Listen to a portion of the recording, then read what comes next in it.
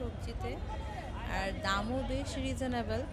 এখন আপনার সবজি কিনতে এত শান্তি, আমার তো খুবই ভালো লাগতেছিল। 240 টাকা কেজি শিম 10 টাকা কেজি করে ডাকতেছিল, বেশ ভালোই লাগছে। আর ফুলকপি, গাজর, টমেটো, ব্রোকলি, মানে যাই কিনতেছি মোটামুটি এখন একদম হাতের নাগালে। তাই আজকে অনেকগুলা বাজার করে নিয়ে আসছি, সবজি বাজার করে নিয়ে আসছি।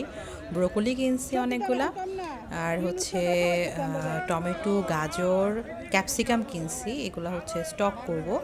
আর মরিচের কেজি কিন্তু এখন অনেক কম। কাঁচা মরিচ এখন কিনে আপনারা হচ্ছে ব্লেন্ড করে যদি ডিপে রেখে দেন, তাহলে কিন্তু হচ্ছে যখন দাম বেড়ে যাবে তখন আপনারা এটা ইউজ করতে পারবেন। আর সবচেয়ে রিজনেবল আজকে ছিল ইলিশ মাছ।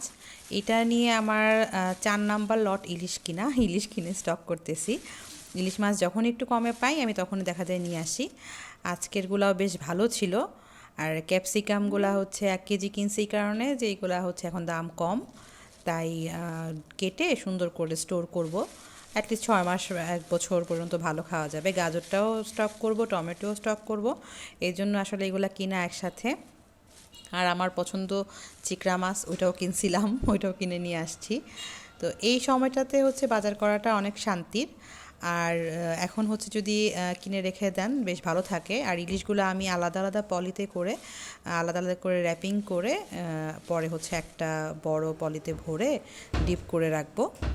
আর ফ্রিজে এই নিয়ে হচ্ছে 4 লট হচ্ছে আমার ইলিশ মাছ স্টক করা শেষ। তো এইবার মনে হচ্ছে যে ইলিশ আর কেনা লাগবে না, ইলিশ বেশ ভালোই কেনা হয়েছে। আর এভাবে রেখে দিলে মোটামুটি যখন দামটা বেড়ে যায় বা যখন আপনার অফ সিজন থাকে ইলিশের, ইলিশ ধরা বন্ধ থাকে, তখন ইলিশ মাছটা ভালোভাবেই খাওয়া যায়।